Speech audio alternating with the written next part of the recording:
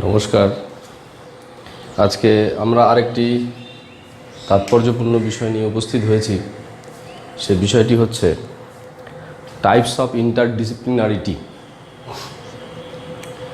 এটি আমাদেরকে বোঝা খুবই প্রয়োজন, বা এর গুরুত্ব বা তাৎপর্য সম্পর্কে আমাদেরকে ওয়াকিবহাল হওয়া অত্যন্ত দরকার। তো শুরুতেই আমরা যে বিষয়টি চর্চা করব, সে বিষয়টি চর্চা করার পূর্বে আমরা বুঝে নেব যে ইন্টারডিসিপ্লিনারিটি বলতে কি বোঝায়। সাধারণত আমরা জানি যে যখন কোনো স্পেসিফিক ডোমেনকে নিয়ে যে সমস্ত থিওরি, কনসেপ্ট, স্ট্র্যাটেজি এরকম রয়েছে, হ্যাঁ, ডোমেন কেন্দ্রিক। যেমন ধরা যাক একটা ডোমেনের নাম হচ্ছে কি, যেমন ধরা যাক হচ্ছে নেচার। ডোমেনের নাম হচ্ছে নেচার। আরেকটি ডোমেনের নাম যেমন ধরা যাক রয়েছে, এরকম রয়েছে ইকোনমি। একটা ডোমেনের নাম যেমন এরকম হতে পারে, আরেকটা ডোমেনের নাম যেমন এরকম হতে পারে যে সোসাইটি। এরকম অনেকগুলি ডোমেন আছে। তাহলে ডোমেন 1, ডোমেন 2, ডোমেন 3 এরকম ডোমেন রয়েছে। তা যাই হোক, এবার বিষয়টা হচ্ছে যে যখন কোনো একটা স্পেসিফিক ডোমেনকে কেন্দ্র করে যে সমস্ত থিওরি আছে, কনসেপ্ট আছে, বা সে সম্পর্কিত যে সমস্ত স্ট্র্যাটেজি রয়েছে, পলিসি রয়েছে, বিভিন্ন বিষয়গুলি রয়েছে, এবং সেই সমস্ত কনসেপ্ট, সেই সমস্ত থিওরি, পলিসি, জেনারেলাইজেশন ইত্যাদিকে নিয়ে কিছু সংখ্যক মানুষ যখন চর্চা করেন, বা কিছু বিশেষজ্ঞ ব্যক্তি চর্চা করেন, অনুশীলন করেন, বা অভিজ্ঞতা অর্জন করার চেষ্টা করেন, তখন সেই স্পেসিফিক ডোমেনের পরিপ্রেক্ষিতে তাকে বলা হয় একটা ডিসিপ্লিন। যেমন এটা নেচার রিলেটেড স্টাডি অনেক কিছুই হতে পারে। হ্যাঁ, নেচার রিলেটেড স্টাডি অনেক কিছুই হতে পারে, যেমন জুলজি হতে পারে, বটানি হতে পারে, সেখানে এনভায়রনমেন্টাল স্টাডিজ হতে পারে, এনভায়রনমেন্টাল সায়েন্স হতে পারে, এরকম অনেক কিছু রয়েছে। জিওলজি হতে পারে, জিওগ্রাফি হতে পারে, এরকম নেচার রিলেটেড একটা দেখা গেল আমি ডোমেন যেটা হচ্ছে নেচারকে নিয়ে মূলত আলোচনা করে থাকে, সেটা হচ্ছে এনভায়রনমেন্টাল স্টাডিজ বা এনভায়রনমেন্টাল সায়েন্স। আমি ধরে নিলাম এই ডোমেনটার নাম হচ্ছে এনভায়রনমেন্টাল সায়েন্স।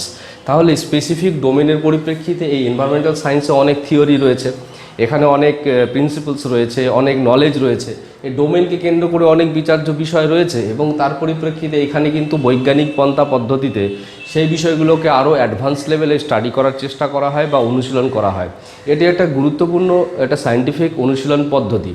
এই অনুশীলন পদ্ধতির মূল উদ্দেশ্য হচ্ছে যে ডোমেন রিলেটেড যে সমস্ত অজানা জিনিসগুলো রয়েছে সেগুলোকে এক্সপ্লোর করা, পাশাপাশি সে ডোমেন রিলেটেড যে সমস্ত মিনিমাম কাজকর্ম রয়েছে, টেকনিক্যাল কাজকর্মগুলো রয়েছে, সে কাজকর্মগুলো করার ক্ষেত্রে কোনো রকমের যদি ডিফিকাল্টিস বা বাধা থাকে বা অবস্টাকলস থাকে, সেই অবস্টাকলসগুলোকে কী করে রিমুভ করা যায়, সেগুলো কী করে ওভারকাম করা যায়, সেটা নিয়ে সবসময় অবিরাম চিন্তা ভাবনা করা, সেগুলো নিয়ে অনুশীলন করার চর্চা করা।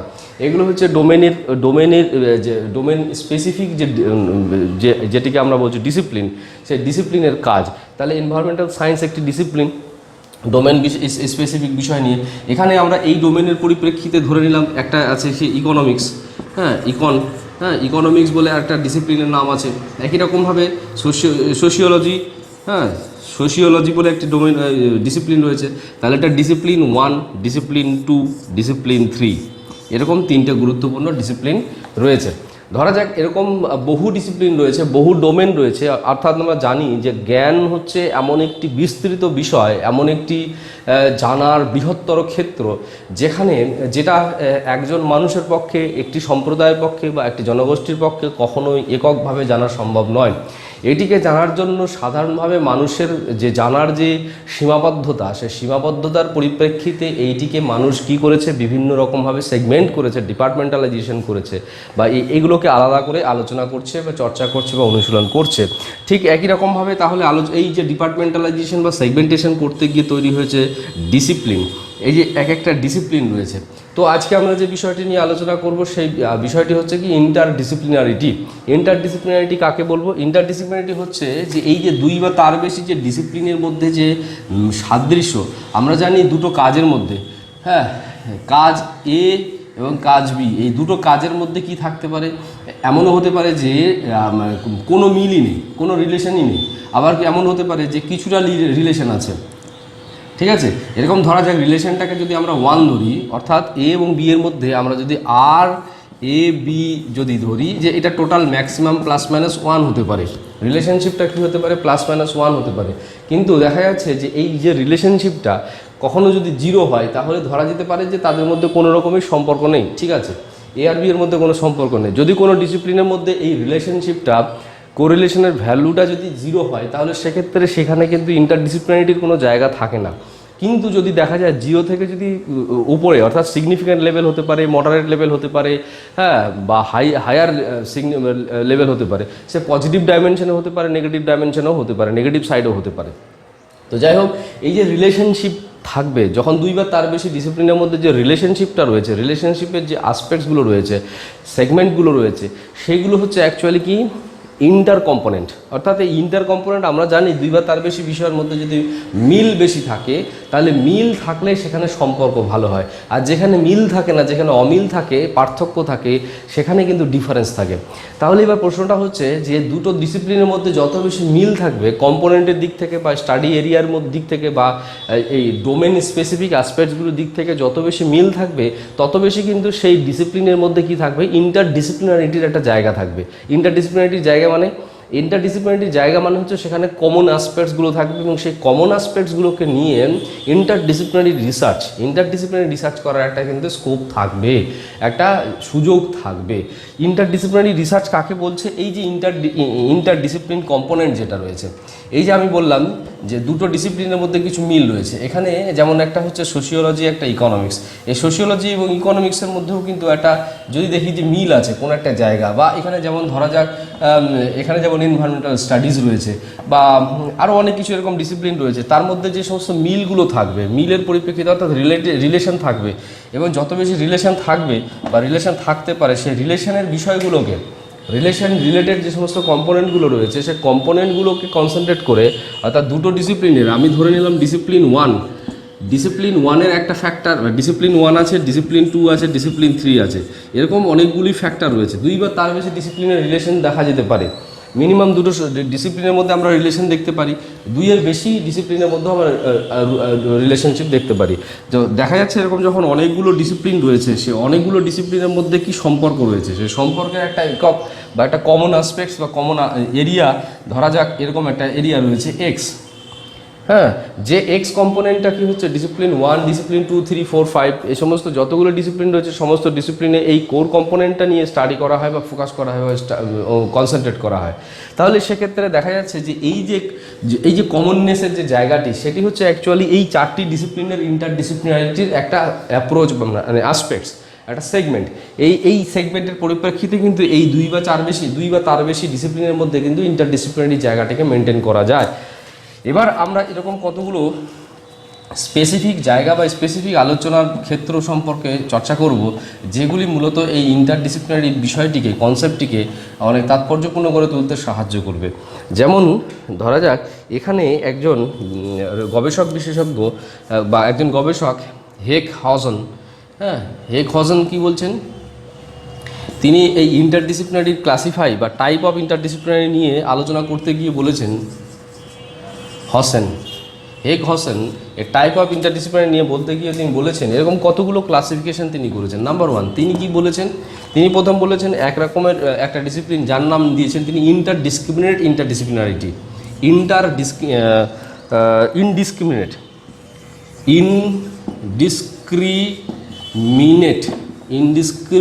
ইন্টারডিসিপ্লিনারিটি, এটাকে তিনি কিভাবে ডেসক্রাইব করেছেন, কিভাবে উল্লেখ করতে চেয়েছেন? তিনি এরকম বলেছেন, তিনি এরকমভাবে বোঝাতে চেয়েছেন, কি বলেছেন? Random integration amongst encyclopedic perspectives. কি বলছেন তিনি? এই শব্দটাকে তিনি ব্যবহার করছেন। এই ইনডিসক্রিমিনেট ইন্টারডিসিপ্লিনারিটি বলতে কি বোঝায়? তিনি বলছেন যে র্যান্ডমলি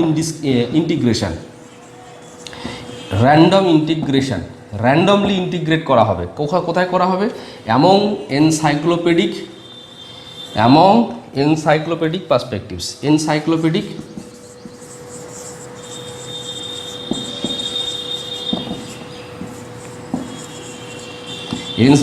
পার্সপেক্টিভস তিনি এইরকমভাবে বিষয়টাকে ডেসক্রাইব করার চেষ্টা করেছেন। তিনি কি বলছেন যে তিনি ইনডিসক্রিমিনেট ইন্টারডিসিপ্লিনারি কাকে বলছেন, যে এরকম এনসাইক্লোপিডিয়া রয়েছে, বিশ্বকোষ রয়েছে, নলেজের বিভিন্ন ক্ষেত্র রয়েছে, তো এরকম অনেকগুলো ডিসিপ্লিনের এনসাইক্লোপিডিক পার্সপেক্টিভস রয়েছে, অনেকগুলো ডিসিপ্লিন রয়েছে, সে অনেকগুলো ডিসিপ্লিনের আলোচ্য বিষয় রয়েছে।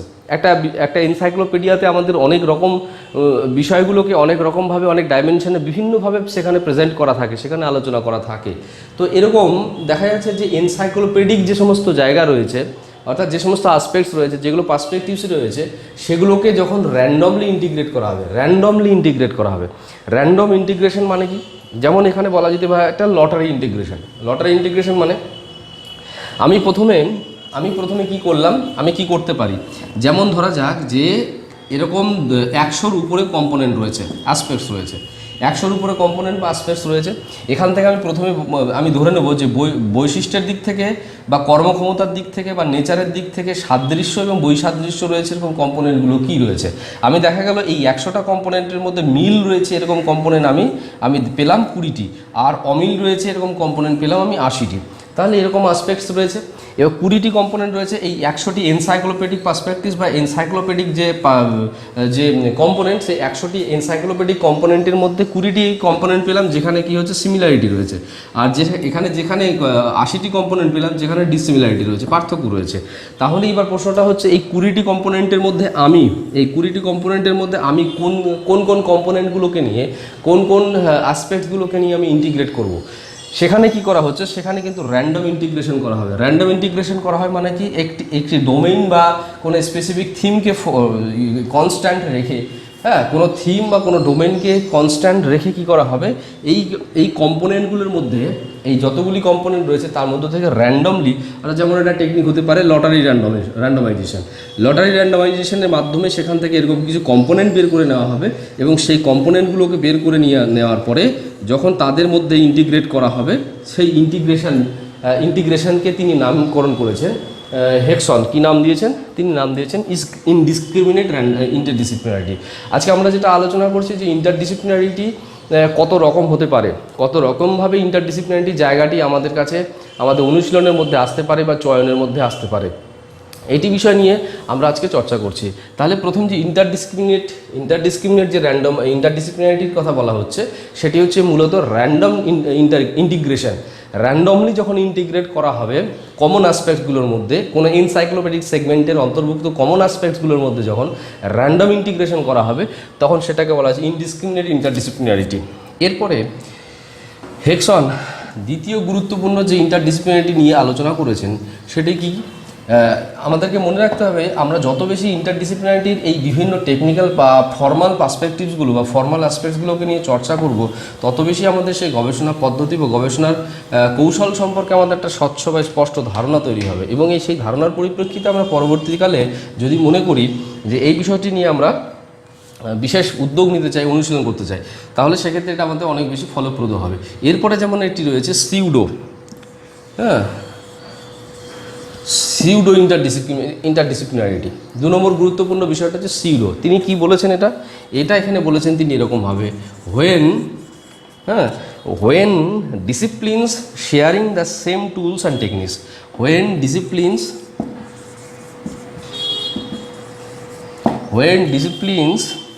sharing the same tools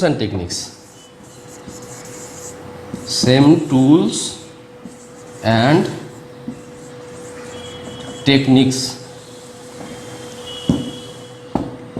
এই যে এখানে বলা হচ্ছে, এখানে দেখা গেল এখানে কি বলছে, এটার নাম দিয়েছে সিউডো ইন্টারডিসিপ্লিনারিটি। হক্সান এই ধরনের নাম দিয়েছেন। তিনি বলছেন যখন এখন ধরা যাক একদম ডিএম বলে একটি ডিসিপ্লিন রয়েছে, আর একটা ডিএক্স বলে একটি ডিসিপ্লিন রয়েছে, এরকম দেখা যাক আরেকটা হচ্ছে ডিওয়াই বলে একটি ডিসিপ্লিন রয়েছে। তো এরকম ডিসিপ্লিন রয়েছে। তো যখন কি করা হচ্ছে, এই যে ডিসিপ্লিনারিটি মানে কি, কত রকমভাবে আমরা ইন্টিগ্রেট করতে পারি ডিসিপ্লিনটাকে। তো এই সিউডো ইন্টারডিসিপ্লিনারিটির জায়গাটা কি বলছে, যখন কি করা হচ্ছে, কোনো একটা বিশেষ অবজেক্টিভ বা বিশেষ কোনো একটা কাজের পরিপ্রেক্ষিতে দেখা গেল সে কাজটা তৈরি বা কোনো একটা ডিফিকাল্টিস বা কোনো একটা প্রবলেম হতে পারে, সে কাজটা ধরা যাক এরকম রয়েছে যে এক্স ওয়াই জেড কিছু একটা এরকম কাজ রয়েছে, একটা টাস্ক রয়েছে। তো এই যে এক্স ওয়াই যে টাস্ক রয়েছে এই টাস্কটিকে কন্ডাক্ট করার জন্য দেখা গেল এই দুই বা তার বেশি ডিসিপ্লিনের মধ্যে কি আছে, মৌ আছে। মৌ মিনস হচ্ছে মেমোরেন্ডাম অফ আন্ডারস্ট্যান্ডিং। এই দুইয়ের বেশি ডিসিপ্লিনের মধ্যে মৌ রয়েছে, এবং মৌ থাকার জন্য কি হচ্ছে, এই ডি ওয়াই ডিসিপ্লিন থেকে কি হবে, টুল অ্যান্ড টেকনিক শেয়ার হবে। এই ডি এক্স থেকে টুল অ্যান্ড টেকনিক শেয়ার হবে। একই রকমভাবে ডি এম থেকে টুল অ্যান্ড টেকনিক শেয়ার হবে। কিন্তু দেখা যাচ্ছে সে কাজটি মূলত কাজটি কন্ডাক্ট করছে ডিএম, কিন্তু tool and technique from DY এবং tools and techniques from DX, এখান থেকে দুটোই কিন্তু কি হচ্ছে, শেয়ারিং হচ্ছে। এবং শেয়ারিং হওয়ার মাধ্যমে অ্যাকচুয়ালি এই যে টাস্ক এক্স ওয়াই জেড, এই টাস্কটিকে কন্ডাক্ট করার চেষ্টা করা হচ্ছে। অর্থাৎ যখন দুই বা তার বেশি ডিসিপ্লিনের মধ্যে এরকম টুলস অ্যান্ড টেকনিক্সগুলো শেয়ার করা হবে মূলত কোনো একটা টাস্ককে কন্ডাক্ট করার জন্য, এবং এইভাবে যখন কি করা হচ্ছে, একটা মানে ডিসিপ্লিনের, মানে ইন্টার ডিসিপ্লিনের যে একটা রিলেশনশিপ বা ইন্টার ডিসিপ্লিনের একটা সার্কামস্ট্যান্সেস বা ফেনোমেনা তৈরি হচ্ছে, তখন সেইটিকে কিন্তু সাধারণভাবে নাম দেওয়া হয়েছে, তিনি নাম দিয়েছেন, হেক্সন নাম দিয়েছেন, সেটিকে নাম দিয়েছেন সিউডো ইন্টারডিসিপ্লিনারিটি। যখন দুই বা তার বেশি ডিসিপ্লিনের মধ্যে মানে ইন্টার টুলস অ্যান্ড টেকনিক শেয়ারিংয়ের একটা পার্সপেক্টিভ বা মোটিভেশন আমরা দেখব, তখন কিন্তু সেখানে এই ধরনের একটা ডিসিপ্লিনারিটির বাতাবরণ তৈরি হবে। এরপরে হেক্সন আরও একটি বিষয় নিয়ে সর্বমোট তিনি 5 রকমের কৌশল নিয়ে আলোচনা করেছেন। সে 5 রকমের ইন্টারডিসিপ্লিনারিটি সম্পর্কে কনসেন্ট্রেট করেছেন বা ফোকাস করেছেন। তিনি বোঝাতে চেয়েছেন যে এত রকমভাবে দুই বা ততোধিক ডিসিপ্লিনের মধ্যে একটা সম্পর্কের জায়গা বা ইন্টারডিসিপ্লিনারিটির একটা জায়গা তৈরি করা যেতে পারে বা করা যায় বা করা হয়ে থাকে। সেটা কি, আরেকটি নাম তিনি বলেছেন, সেটা হচ্ছে অক্সিলারি ইন্টারডিসিপ্লিনারিটি। অক্সিলারি ইন্টারডিসিপ্লিনারিটি বলে তিনি একটি নাম আরও দিয়েছেন, অক্সিলিয়ারি ইন্টারডিসিপ্লিনারিটি বলে তিনি আরেকটা নাম দিয়েছেন। কি বলেছেন তিনি এখানে বলতে বলেছেন যে when output of one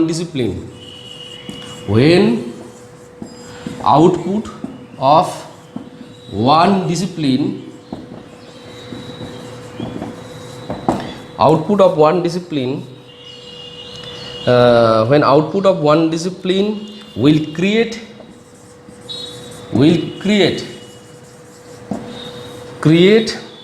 index value will create index value to other discipline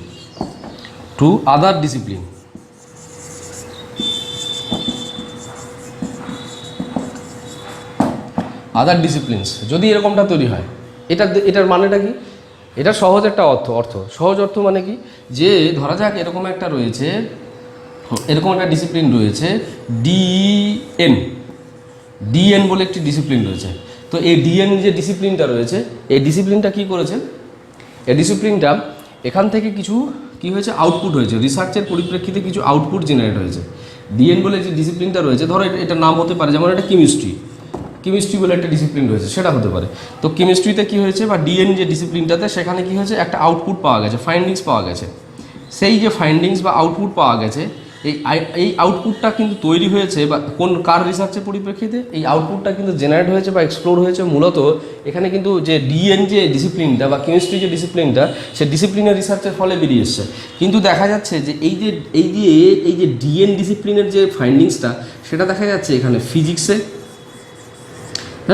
ফিজিক্সে, কিংবা দেখা যাচ্ছে এরকম আরও এরকম ডিসিপ্লিন হতে পারে। যেমন দেখা যাচ্ছে সেটা ম্যাথামেটিক্যাল কিছু ক্যালকুলেশনের ক্ষেত্রে, কিংবা দেখা যেতে পারে যে কোনো এরকম রয়েছে জিওলজিতে, ম্যাথে, ফিজিক্সে, এরকম বিভিন্ন জায়গায় একটা ইন্ডেক্স ভ্যালু ক্রিয়েট করছে। ইন্ডেক্স ভ্যালু মানে কি, অত্যন্ত সিগনিফিক্যান্ট একটা ভ্যালু ক্রিয়েট করছে, এবং এই ফাইন্ডিংসটা এই যে দুই বা তার বেশি ডিসিপ্লিনের মধ্যে প্রয়োগ হচ্ছে। প্রয়োগ হবে কখন, কোথায় প্রয়োগ হতে পারে, এখানে একটা সহজ যুক্তি আছে, সেটা আমাদের মাথায় রাখতে হবে। অর্থাৎ প্রয়োগের সাদৃশ্য থাকলে তবেই সেখানে প্রয়োগ করা যেতে পারে। প্রয়োগের সাদৃশ্য যদি না থাকে তাহলে সেক্ষেত্রে কিন্তু সেটা প্রয়োগ হয় না। অর্থাৎ কেমিস্ট্রির যে বিষয়টির পরিপ্রেক্ষিতে ফাইন্ডিংসটা উঠে এসেছে, বা ডিএনএর যে ফাইন্ডিংসটা উঠে এসেছে, সেই ফাইন্ডিংসটা যে প্রবলেমকে কেন্দ্র করে স্টাডি হয়েছিল বা সেখান থেকে উঠে এসেছে, সে প্রবলেমের মতো এই যে ফিজিক্স, ম্যাথামেটিক্স, জিওলজি, এরকম বিভিন্ন ডিসিপ্লিনের এই তিনটে জাস্ট নাম দিলাম। এটা যেমন ডিএন আছে, ডিএক্স, ডিওয়াই, ডিজেড, এরকম বিভিন্ন ডিসিপ্লিনের কি হতে পারে, যে ওই প্রবলেমের মিল আছে, প্রবলেমে একই রকমের প্রবলেম রিয়ালাইজেশন রয়েছে, প্রবলেম পার্সপেক্টিভস রয়েছে, সেই একই রকমের প্রবলেম রিয়ালাইজেশন বা প্রবলেম পার্সপেক্টিভস রয়েছে, সেই প্রবলেমের সলিউশনের জন্য একই রকমের 100% নয়, একই রকমের কিছুটা হয়তো মিল রয়েছে। এরকম সেগমেন্টে এরকম পার্সপেক্টিভসে কি হচ্ছে যে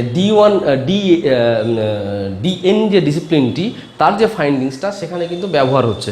যখন এইভাবে ক্রমাগত এরকমভাবে ব্যবহার হতে থাকবে, একবার ব্যবহার হলেও হতে পারে, যখন ব্যবহার হতে গিয়ে অটোমেটিক্যালি কী হবে, এই দুই বা তার বেশি ডিসিপ্লিনের মধ্যে কিন্তু একটা ইন্টারডিসিপ্লিনারিটির একটা ডিসিপ্লিনের একটা ইন্টিগ্রেশন, আন্তঃডিসিপ্লিনের বা ইন্টারডিসিপ্লিনের একটা ইন্টিগ্রেশনের একটা এনভায়রনমেন্ট বা একটা সার্কামস্টেন্সেস বা একটা যে ফেনোমেনা জেনারেট হবে। এই ধরনের ফেনোমেনা এইভাবে যখন একটা ইন্টারডিসিপ্লিনারিটির একটা পার্সপেক্টিভস তৈরি হচ্ছে, তখন সেই পার্সপেক্টিভসটিকে তিনি নাম দিয়েছেন হক্সান অক্সিলারি ইন্টারডিসিপ্লিনারিটি। এটিও কিন্তু তাৎপর্যপূর্ণ। তো এইরকমভাবেও কিন্তু একটা ইন্টারডিসিপ্লিনারিটির পরিবেশ বা ইন্টারডিসিপ্লিনারিটির একটা বাতাবরণ কিন্তু নির্মিত হতে পারে, তৈরি হতে পারে। এটা তিনি উল্লেখ করেছেন বিশেষভাবে। যখন একটির আউটপুট, একটির ফাইন্ডিংস, একটি ডিসিপ্লিনের ফাইন্ডিংস অন্য একটি ডিসিপ্লিনের এই ইন্ডেক্স ভ্যালু ক্রিয়েট করবে, তখনই কিন্তু এই ধরনের একটা রিলেশনশিপ বা ইন্টারডিসিপ্লিনারিটির একটা পরিস্থিতি তৈরি হবে বলে হক্সান উল্লেখ করেছেন।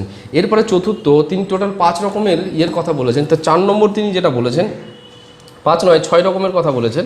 4 নম্বর যেটি বলেছেন তিনি হচ্ছে কম্পোজিট ইন্টারডিসিপ্লিনারিটি। কম্পোজিট ইন্টারডিসিপ্লিনারিটি বলে আরেকটি ডিসিপ্লিনারিটি তিনি উল্লেখ করেছেন। এখানে তিনি কি বলতে চাইছেন? এখানে তিনি বলতে চাইছেন এরকমভাবে যে when different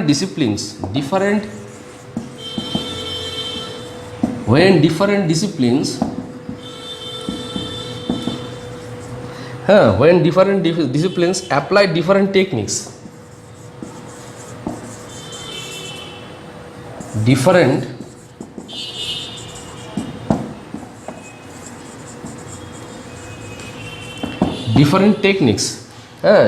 techniques in an effort at problem solving, different techniques in an effort at problem solving। এখানে তিনি কি বলছেন? কম্পোজ মিল করা, মার্চ করা, একত্র করা। যখন বলা হচ্ছে যে ডিফারেন্ট ডিসিপ্লিন কী করছে, apply different techniques in an effort at problem solving. দেখা গেল কি বলা যাচ্ছে, এই যে এখানে কমন ফ্যাক্টর বা ইন্টিগ্রেশনের জায়গাটা কী আছে? Problem solving. অবজেক্টিভ কী হয়েছে? দেখা গেল একই রকমের প্রবলেম রয়েছে, সেম টাইপের প্রবলেম রয়েছে। কোথায় রয়েছে? এমন একটি প্রবলেম রয়েছে, প্রবলেমটা হচ্ছে কমন। এই প্রবলেমটা কোথায় রিয়ালাইজ হচ্ছে? দেখা গেল ডিসিপ্লিন 1-এ এই ধরনের প্রবলেম দেখা যায়, একই রকমভাবে ডিসিপ্লিন 2-তেও এই ধরনের প্রবলেম দেখা যায়। এমন দেখা যাচ্ছে ডিসিপ্লিন 3তেও হচ্ছে এই ধরনের প্রবলেম দেখা যায়, ডিসিপ্লিন 4-এও এই ধরনের প্রবলেম দেখা যায়, তাহলে বা ডিসিপ্লিন 5-এও এই ধরনের প্রবলেম দেখা যায়। এরকম দেখা গেল অনেকগুলো, মানে একটা প্রবলেম রয়েছে যে প্রবলেমটা হচ্ছে 2 বা তার বেশি ডিসিপ্লিনে একই রকমের প্রবলেম, সে প্রবলেমটা তাদের কাজ করার ক্ষেত্রে, অর্থাৎ ডোমেন স্পেসিফিক কাজ করার ক্ষেত্রেও সেই প্রবলেমটা তারা ফিল করে। হ্যাঁ, প্রত্যেকটা ডিসিপ্লিনে কিন্তু সে ডোমেন স্পেসিফিক টাস্ক বা ডোমেন স্পেসিফিক পার্সপেক্টিভ অনুসারে তারা তাদের নিজেদের ভূমিকা পালন করতে গিয়ে এই ধরনের প্রবলেম ফিল করে বা প্রবলেম রিয়ালাইজ করে বা ডিফিকাল্টি রিয়ালাইজ করে। তখন দেখা যাচ্ছে যে এই যে প্রবলেমটা হচ্ছে কমন, এই একই রকমের যে প্রবলেমটা রয়েছে সেই প্রবলেমটা হচ্ছে কমন। এই যে প্রবলেমটা সলভ করার জন্য দেখা গেল ডিসিপ্লিন 1 বিভিন্ন রকম টেকনিক অ্যাপ্লাই করছে, ফলো করছে। এই প্রবলেম কিন্তু সেম, সবগুলো ডিসিপ্লিনের নিরিখে কিন্তু প্রবলেমটা সেম। এই প্রবলেমটাকে সলভ করার জন্য ডিসিপ্লিন 2, 3, 4, 5 সবাই কিন্তু ডিফারেন্ট টেকনিক অ্যাপ্লাই করছে, ডিফারেন্ট টুলস অ্যাপ্লাই করছে, ডিফারেন্ট মেকানিজম, ডিজাইন, বিভিন্ন রকম মডেলস ইত্যাদি বিভিন্ন রকম তারা প্রয়োগ করছে। কিন্তু প্রয়োগ করতে গিয়ে তারা কি করছে? এই প্রবলেমটার সলিউশন কিন্তু তারা প্রকৃতপক্ষে খুঁজে বের করার চেষ্টা করছে। তাহলে এই যে যখন তারা এই যে একটা কমন প্রবলেম, এই কমন প্রবলেমটাকে সলভ করার জন্য তারা যখন বিভিন্ন রকম টেকনিক বা টুলসগুলো ইউজ করছে বা প্রয়োগ করছে, তখনই কিন্তু তাদের মধ্যে একটা কিন্তু এই বাতাবরণ তৈরি হচ্ছে, ইন্টারডিসিপ্লিনারিটির কিন্তু একটা পার্সপেক্টিভ বা একটা সার্কামস্টেন্সেস তৈরি হচ্ছে। এইভাবে কিন্তু একটি বিশেষ রকমের ইন্টারডিসিপ্লিনারিটির পরিস্থিতি কিন্তু তৈরি হচ্ছে। এটি আমাদের কিন্তু মনে রাখা খুবই দরকার, তাৎপর্যপূর্ণ একটি বিষয়। তাহলে এইভাবে কিন্তু প্রবলেমকে কেন্দ্র করে, প্রবলেমকে কনসেন্ট্রেট করে, প্রবলেমকে কনস্ট্যান্ট করে এইভাবেও কিন্তু কি হতে পারে, একটা ডিসিপ্লিনারিটির বা ইন্টারডিসিপ্লিনারিটির একটা বাতাবরণ বা ইন্টারডিসিপ্লিনারিটির একটা পরিস্থিতি কিন্তু তৈরি হতে পারে। সেই জন্য এটাকে কি বলা হচ্ছে, এটাকে তিনি হেক্সন নাম দিয়েছেন কম্পোজিট। কম্পোজ করা হচ্ছে কোনো একটা জায়গার, ইন্টিগ্রেশনটা হচ্ছে কিন্তু কম্পোজ হচ্ছে। কি কম্পোজ হচ্ছে? টুলস অ্যান্ড টেকনিক্সগুলো কম্পোজ হচ্ছে। কিসের নিরিখে হচ্ছে? কোনো স্পেসিফিক প্রবলেমের নিরিখে হচ্ছে। প্রবলেমটা হচ্ছে কনস্ট্যান্ট বা কমন, যেটা হচ্ছে মূলত দুই বা তার বেশি ডিসিপ্লিনকে ইন্টিগ্রেট করতে সাহায্য করবে। সেই প্রবলেমটার উপর বেস করে কিন্তু দুইয়ের বেশি ডিসিপ্লিনের মধ্যে কি দেখা যাচ্ছে, একটি ইন্টিগ্রেশনের জায়গা বা পরিস্থিতি কিন্তু তৈরি হচ্ছে। এটি কিন্তু নাম দিয়েছেন কম্পোজিট, কম্পোজিট ইন্টিগ্রেশন বলে তিনি নাম দিয়েছেন হেক্সন। এরপরে তিনি চতুর্থ, এটা গেল পঞ্চম যে ক্লাসিফিকেশন বা পঞ্চম যে ভাগটি সম্পর্কে তিনি উল্লেখ করেছেন সেটি সম্পর্কে আমরা আলোকপাত করব। তিনি 5 নম্বরে এরকম একটা বিষয় নিয়ে বলেছেন। তিনি কি বলছেন 5 নম্বরে? তিনি বলছেন সাপ্লিমেন্টারি ইন্টারডিসিপ্লিনারিটি। সাপ্লিমেন্টারি এই শব্দটা তিনি ব্যবহার করেছেন। হ্যাঁ, সাপ্লিমেন্টারি ইন্টারডিসিপ্লিনারিটি। এই যে সাপ্লিমেন্টারি ইন্টারডিসিপ্লিনারিটি বলতে তিনি কি বোঝাতে চেয়েছেন? তিনি কিন্তু এরকম বলছেন,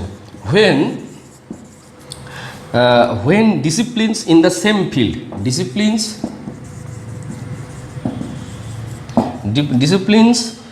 in the same field,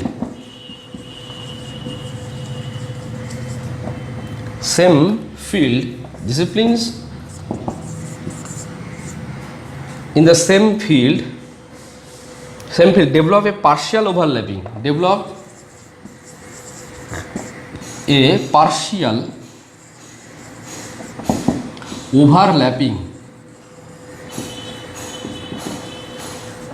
overlapping on a same subject matter,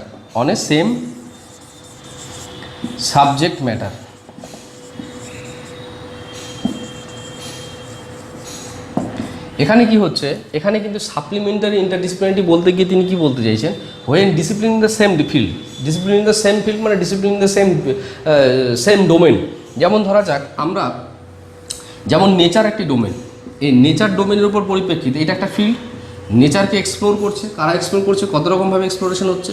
যেমন ধরা যাক এনভায়রনমেন্টাল সায়েন্স রয়েছে, যেমন দেখা যাক জিওগ্রাফি রয়েছে, যেমন দেখা যাক এখান থেকে কি রয়েছে, জুলজি রয়েছে, এখানে কি রয়েছে, বটনি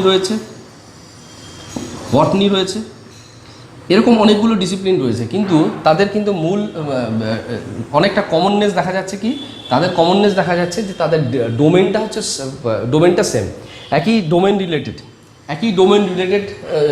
তাদের অনেক রকমের অ্যাক্টিভিটিস বা টাস্ক বা পার্সপেক্টিভস রয়েছে। সে ডোমেন রিলেটেড টাস্ক বা পার্সপেক্টিভস রয়েছে, এরকম অনেকগুলো ডিসিপ্লিন রয়েছে। তারা যখন প্রবলেম সলভ করছে, দেখা যাচ্ছে কোনো একটা সাবজেক্ট ম্যাটার নিয়েছে, যে সাবজেক্ট ম্যাটারটা দেখা গেল এখানে একটা সাবজেক্ট ম্যাটার সিলেক্ট হয়েছে বা কোনো একটা বিষয় সিলেক্ট হয়েছে। সেই সাবজেক্ট ম্যাটারের যে নেচার হতে পারে বা তার যে পার্সপেক্টিভস হতে পারে বা তার যে অ্যাক্টিভিটিস রয়েছে তার পরিপ্রেক্ষিতে দেখা যাচ্ছে যে এইটার সাথে অনেকটাই, এখানে ওভারল্যাপিং কথাটা ব্যবহার করা হয়েছে, এখানে এইটার সাথে এর কাজের অনেকটাই মিল রয়েছে, এই একই রকমভাবে এইটার সাথে এর কাজের অনেকটাই মিল রয়েছে। এরকম কিছু প্রবলেম বা এমন কোনো সাবজেক্ট ম্যাটার হতে পারে, এর কাজের অনেকটাই মিল রয়েছে, এরকম রয়েছে যে একই রকম, প্রায় একই রকম। এই যে শব্দটা ওভারল্যাপিং হচ্ছে, পার্শিয়াল ওভারল্যাপিং মানে এটা প্রায় একই রকম এরকম বিষয় রয়েছে যার মিল রয়েছে, এরকম প্রায় একই রকম মিল রয়েছে। এরকম কোনো একটা সাবজেক্ট ম্যাটারকে নিয়ে যখন স্টাডি করা হয়, স্টাডি করার পরিপ্রেক্ষিতেও কিন্তু একটা বিশেষ রকমের ইন্টারডিসিপ্লিনারি পরিস্থিতি নির্মিত হয়। সেটাকে তিনি নাম দিয়েছেন, হেক্সন নাম দিয়েছেন সাপ্লিমেন্টারি ইন্টারডিসিপ্লিনারিটি। এটা কিন্তু ওভারল্যাপিং, এটা আমাদেরকে কমন যে কনসেপ্টটা সেটা মনে রাখতে হবে। এটা কিন্তু অ্যাকচুয়ালি কী হচ্ছে, পার্শিয়াল ওভারল্যাপিং মানে এটা প্রায় কাছাকাছি বা প্রায় মিল আছে, প্রায় সাদৃশ্য রয়েছে। এরকম সাবজেক্ট ম্যাটারের উপর ভিত্তি করে যখন কি হচ্ছে, যখন কাজ হচ্ছে বা সেই কাজের যে ইন্ডেক্স ইফেক্ট, সেই ইন্ডেক্স ইফেক্টটা যখন আমরা দেখতে পাচ্ছি, তখনই কিন্তু মূলত এই ধরনের ইন্টারডিসিপ্লিনারি সার্কামস্টেন্সেস বা বাতাবরণটা তৈরি হচ্ছে অ্যাকর্ডিং টু হেক্সন।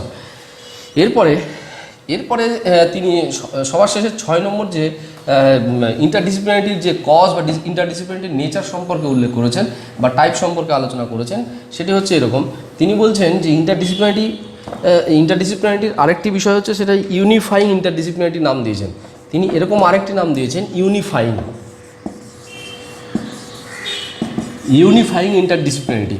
এই ইউনিফাইং ইন্টারডিসিপ্লিনারিটি বলতে কি বোঝাচ্ছে? এই ইউনিফাইং ইন্টারডিসিপ্লিনারিটি বলতে গিয়ে তিনি এরকম বলছেন,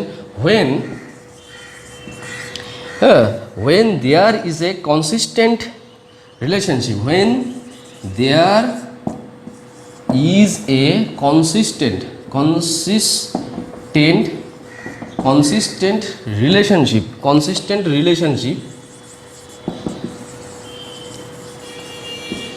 consistent relationship between two or more than two, between two or more than two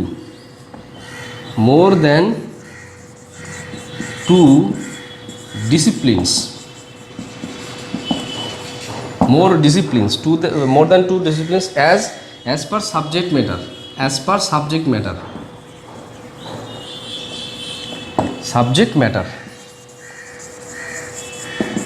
এরকম একটা কথা তিনি বলেছেন যে ইউনিফাইং ইন্টারডিসিপ্লিনারিটি বলতে কি বোঝাতে চেয়েছেন? তিনি বলছেন when there is a consistent relationship, consistent কথাটির মানেটা হচ্ছে যেটার মধ্যে রিলায়েবিলিটিটা আছে। রিলায়েবল মানে অনেক বেশি ইন্টেন্সিটি রয়েছে, হ্যাঁ, অনেক বেশি লংজিভিটি রয়েছে, এই ধরনের ক্ষেত্রে বলেছে highly consistent, highly reliable, highly stable. এই হাইলি স্ট্যাবল বা হাইলি কনসিস্টেন্ট রিলেশনশিপ আছে। কোথায় রিলেশনশিপটা থাকতে পারে? আমরা সাধারণত বলেইছিলাম, আলোচনাতেই আজকে শুরু করেছিলাম যে দুই বা তার বেশি ডিসিপ্লিনের মধ্যে যত বেশি সম্পর্ক বেশি থাকবে, যত বেশি সম্পর্ক তীব্র হবে, অধিক হবে, সেক্ষেত্রে কিন্তু ইন্টারডিসিপ্লিনারিটির সার্কামস্টেন্সেস বা ইন্টারডিসিপ্লিনারি বাতাবরণ বা পরিস্থিতি কিন্তু তত বেশি সহজভাবে তৈরি করা যাবে। তাহলে এখানে বলছে যেখানে অনেক বেশি ইনকনসিস্টেন্ট রিলেশনশিপ আছে, যেমন ধরা যাক আমরা যদি দেখতে যাই তাহলে হচ্ছে যেমন এনভায়রনমেন্টাল সায়েন্সের যে আলোচ্য বিষয় এবং দেখা যাচ্ছে যে জিওগ্রাফির আলোচ্য বিষয় একই রকমভাবে এনভায়রনমেন্টাল সায়েন্স, জিওগ্রাফি এই দুটো যে বিষয় রয়েছে, এই দুটো বিষয়ের আলোচ্য বিষয়ের মধ্যে কিন্তু অনেক মিল রয়েছে। এরকম বহু জায়গা রয়েছে যেখানে কিন্তু কনসিস্টেন্ট রিলেশনশিপ রয়েছে, সেই কম্পোনেন্টের দিক থেকে বা কনসেপ্টের দিক থেকে বা আসপেক্টসের দিক থেকে একটা কনসিস্টেন্ট ভিউজ রয়েছে বা কনসিস্টেন্ট একটা জায়গা রয়েছে, কনসিস্টেন্ট একটা আসপেক্টস রয়েছে। সেই কনসিস্টেন্ট আসপেক্টসের পরিপ্রেক্ষিতেও কী হতে পারে, এটা কিন্তু ইন্টারডিসিপ্লিনারিটির একটা সম্পর্কে বা ইন্টিগ্রেশনের একটা জায়গা। অর্থাৎ এই যে এনভায়রনমেন্টাল সায়েন্স এবং জিওগ্রাফি এই দুটোর মধ্যে কিন্তু একটা ডিসিপ্লিনারি ইন্টিগ্রেশনের একটা কিন্তু পরিস্থিতি তৈরি হয়, মূলত তাদের যে কনসিস্টেন্ট রিলেশনশিপের পরিপ্রেক্ষিতে, অর্থাৎ দীর্ঘস্থায়ী বা একটা রিলায়েবল রিলেশনশিপের পরিপ্রেক্ষিতে কিন্তু এই ইন্টারডিসিপ্লিনারিটির জায়গাটি কিন্তু তৈরি হয়। এরকম হেক্সন, এরকম ইন্টারডিসিপ্লিনারিটির টাইপ, অর্থাৎ 6 রকমভাবে ইন্টারডিসিপ্লিনারিটি এর জায়গাটি তৈরি হতে পারে বলে তিনি উল্লেখ করেছেন। কিন্তু আরেকজন রয়েছেন বয়োসট, ইন্টারডিসিপ্লিনারিটির বিষয় সম্পর্কে আলোচনা করতে গিয়ে তিনি আরও 3 রকমের পন্থা বা পদ্ধতি সম্পর্কে বা টাইপ সম্পর্কে আলোচনা করেছেন। বায়োসট এই ইন্টারডিসিপ্লিনারিটিকে 3টি ভাগে ক্লাসিফাই করেছেন। নাম্বার 1 তিনি নাম দিয়েছেন কি? প্রথম নাম দিয়েছেন তিনি linear ইন্টারডিসিপ্লিনারিটি।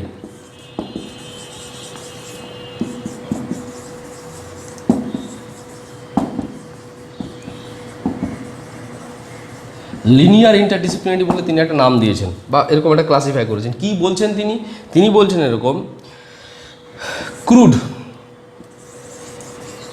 crude or basic phenomena of one discipline,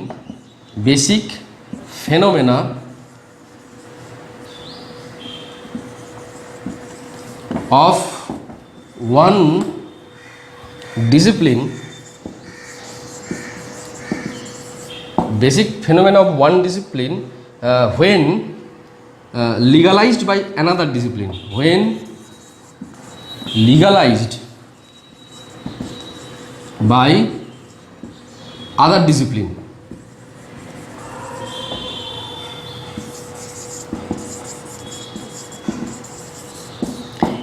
এটার গল্পটা কি? এটার গল্পটা হচ্ছে যে দেখা গেল একটা এখানে বিষয় রয়েছে ডিসিপ্লিন 1। এই ডিসিপ্লিন 1-এর কোনো বেসিক জায়গা দেখা গেল, এটার একটা বেসিক জায়গা রয়েছে, DXY বলে একটি বেসিক জায়গা রয়েছে। ডিসিপ্লিন 1-এর একটা বেসিক জায়গা রয়েছে DXY এর এই জায়গাটি নিয়ে তো ডিসিপ্লিন কাজ করেই, ডিসিপ্লিন 1-এ কাজ রয়েছে। এখানে বিভিন্নভাবে সেটাকে এক্সপ্লোর করার চেষ্টা হয়, সায়েন্টিফিক্যালি স্টাডি করার একটা প্রচেষ্টা আমরা দেখতেই পাচ্ছি বা দেখা যাচ্ছে। কিন্তু দেখা গেল যে অনেক সময় কি হচ্ছে যে এই যে এই কাজের ফলে বেরিয়ে আসা বিভিন্ন আউটপুট, হ্যাঁ, বিভিন্ন রকমের যে সিদ্ধান্ত, বিভিন্ন রকম বিচার্য বিষয় যেগুলো বেরিয়ে আসছে, এখানে তো এখানে সেই বিষয়গুলো নিয়ে চর্চা করছেই। কিন্তু দেখা যাচ্ছে এই ডিসিপ্লিনের এই কাজকর্মগুলোকে দেখা গেল ডিসিপ্লিন 2 সেগুলোকে কিন্তু তারা কি করছে, সার্টিফাই করছে, রেফার করছে, সেগুলোকে সিগনিফাই করছে, সেগুলোকে গুরুত্বপূর্ণ বলে বিচার করছে। এরকম সিগনিফাই যখন করছে তখন কি হচ্ছে, তখন কিন্তু এখানে একটা কিন্তু যে ইন্টারডিসিপ্লিনারিটির একটা সার্কামস্টেন্স তৈরি হচ্ছে, তখন সেটাকে বলছে লিনিয়ার ইন্টারডিসিপ্লিনারিটি। আবার কথাটাকে রিপিট করছি, ডিসিপ্লিন 1-এ কিছু কমন বা বেসিক বা ক্রিউড বা বেসিক যে জায়গা রয়েছে, সে বেসিক জায়গা নিয়ে তারা তো স্টাডি করেই, সবসময় স্টাডি করতে থাকে, তাদের সিদ্ধান্ত রয়েছে, তাদের বিচার্য বিষয় রয়েছে। কিন্তু তাদের সেই সিদ্ধান্ত, তাদের যে বিচার্য বিষয়, তাদের যে ফাইন্ডিংস, সেটা যখন আরেকটি অন্য কোনো একটা ডিসিপ্লিন যখন কি করবে, সেটাকে লিগালাইজড করবে, সেটাকে সার্টিফাই করবে, সেটাকে রেফার করবে, সেটাকে আরও বেশি তাৎপর্যপূর্ণ বলে তারা একটা মর্যাদায় প্রতিষ্ঠা করবে, তখন কিন্তু এইভাবেও কিন্তু একটা এই D1 এবং D2 এর মধ্যে কিন্তু একটা ইন্টিগ্রেশনের একটা কিন্তু সার্কামস্টেন্সেস বা ফেনোমেনা তৈরি হবে। এইভাবে যে একটা সম্পর্ক বা ইন্টিগ্রেশনের জায়গা তৈরি হচ্ছে, তখন সেটাকে কিন্তু বলা হচ্ছে কি, বয়সটের পরিভাষায় বলা হচ্ছে লিনিয়ার ইন্টারডিসিপ্লিনারি। বয়সট এটাকে লিনিয়ার ইন্টারডিসিপ্লিনারিটি বলেছে। অর্থাৎ যখন ক্রিউড বা বেসিক যে জায়গাগুলো, সেই বেসিক জায়গাগুলো যখন কোনো একটা ডিসিপ্লিনের বেসিক জায়গা বা বেসিক কাজ, basic operation, basic concept, basic decision, সেগুলো যখন অন্য কোনো ডিসিপ্লিনের কোনো বেসিক জায়গার পরিপ্রেক্ষিতে যখন সেটাকে সার্টিফাই হচ্ছে, লিগালাইজড হচ্ছে, সেটাকে একটা সিগনিফাই হচ্ছে, তখন কিন্তু সেটাকে কি বলা হচ্ছে, লিনিয়ার ইন্টারডিসিপ্লিনারিটি। এরপরে আমরা বয়সেটের পরিভাষায় 2 নম্বর যে ইন্টারডিসিপ্লিনারিটির কথা তিনি বলছেন, সেটা হচ্ছে এরকম। তিনি বলছেন structural ইন্টারডিসিপ্লিনারিটি। Structural ইন্টারডিসিপ্লিনারিটি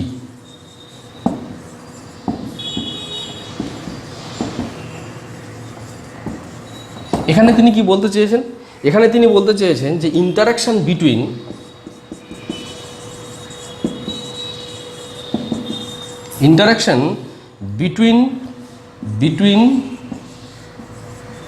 two or more than two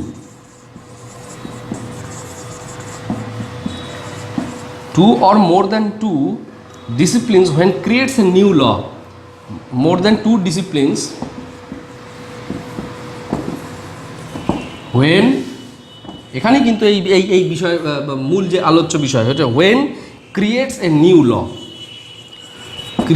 a new law, যখন কোনো একটা ফর্মুলা, কোনো একটা সিদ্ধান্ত, কোনো একটা নতুন সিদ্ধান্ত উঠে আসছে বা তৈরি হওয়ার ক্ষেত্রে কিন্তু দেখা যাচ্ছে যে 2 বা তার বেশি discipline, D1, D2, D3, D4 এরকম অনেকগুলো ডিসিপ্লিন একসঙ্গে কাজ করার মধ্য দিয়ে কী করা হচ্ছে, একটা নতুন একটা নিউ ল তৈরি করছে, একটা নতুন সিদ্ধান্ত তৈরি করছে, নতুন ল বা নতুন কোনো সিদ্ধান্ত, নতুন কোনো পার্সপেক্টিভ বা নতুন কোনো থিওরি জেনারেট করছে।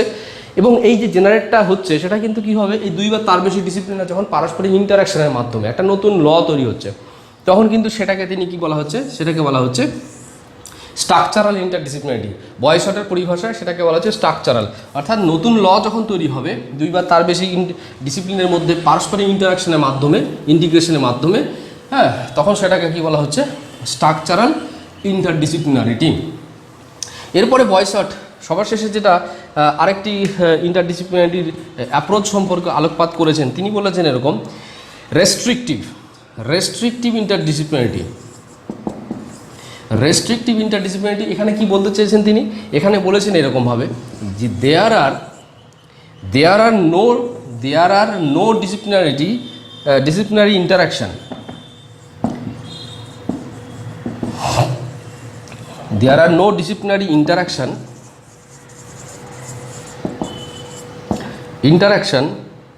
but